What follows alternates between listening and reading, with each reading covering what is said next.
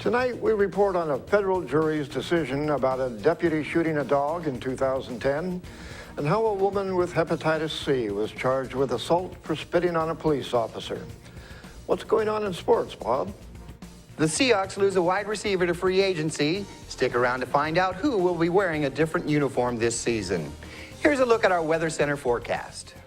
Good to be with you, everybody. Dry conditions across our region currently, but there is unsettled weather on the horizon. I'll bring you all the details in just a few moments. I'm Alan Troop. Stay tuned for all of this and much more on iFIBER 1 News. From the iFIBER 1 HD studio here in the heart of the Columbia Basin, this is iFIBER 1 News. Your #1 source for local news, sports headlines, and our very own Weather Center forecast covering the entire Columbia Basin. This is iFIBER 1 News, and it starts now.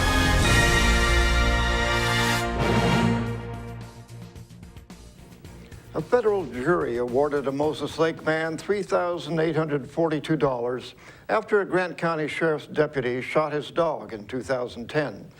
The decision followed a more than 4-year-long court battle between Moses Lake resident Nick Crisculo and Grant County and ended with both sides claiming victory.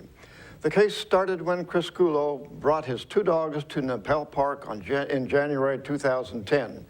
He had both of his dogs off their leashes when Corporal Bo Lamons arrived at the park with Maddox, a drug detection dog.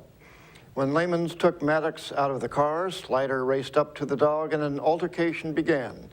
According to court records, as the 2 dogs were fighting, Lamons kicked Slider in an attempt to separate the dogs and finally shot Slider. After being denied in a lawsuit, Crisculo appealed and the matter moved to federal court. The jury found the value of the dog was higher than the county's representation indicated, but also denied Crisculo's claim the sheriff's office violated any of his constitutional rights. A team of engineering companies are examining the crack in a support pillar at Wanapum Dam. The consultants are working with Grant PUD to determine the shape of the crack. The 65-foot-long fracture was discovered on February 27th in a pillar supporting the dam's spillway. The companies will use radar, echo imaging technology, and drill into the pillar to collect information about the crack. PUD experts, along with a board of independent consultants and Federal Energy Regulatory Commission officials, will analyze the data to determine how to repair the pillar and raise the elevation of the Wanapum Reservoir. The utility was able to stabilize the dam by lowering the water level in the reservoir. A woman with hepatitis C is facing charges after allegedly spitting into an officer's eye. Prosecutors charged Melanie Campos, a 57-year-old Moses Lake woman, in Grant County Superior Court with assault in the 1st degree.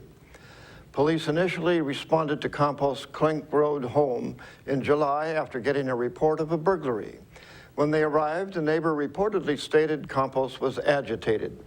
According to the Grant County Sheriff's Office, after Campos allegedly told them she had not been taking her mental health medications, she began struggling with the deputies and spit at an officer, hitting him in the eye. She also spit all over the patrol car. At Samaritan Hospital, the deputy was informed Campos has hepatitis C and was treated. A collection of Grant County groups and businesses are helping a man suffering from terminal cancer fix his sidewalk. The Grant County Committee of Safety Chairman Pops Carter told the Moses Lake City Council several organizations were going to fix the sidewalk outside of Ward Wumboldt's Marina Drive trailer park. The move came after the council gave Wumboldt until spring to repair the sidewalk. Carter saw the initial news report at iFIBER 1 News and decided to organize an effort to help the man. The group was able to recently find the final piece, someone to pay for the concrete. The State Liquor Control Board approved the first permit for a marijuana processor in Moses Lake. The company is expected to set up shop on Wheeler Road in a light industrial area.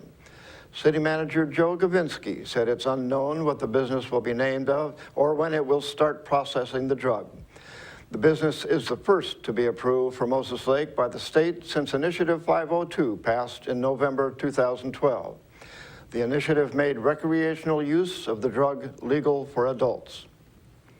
Now let's take a look at people with warrants issued by the State Department of Corrections. Each of the people you see here has warrants for their arrest and is wanted by various law enforcement agencies. If you see any of these people, the Department of Corrections asks that you do not attempt to detain or apprehend them, but to call police. You can also call the Department of Corrections at 509-764-6180 during the day or 509-762-1160 after 5 p.m. We will be back after this.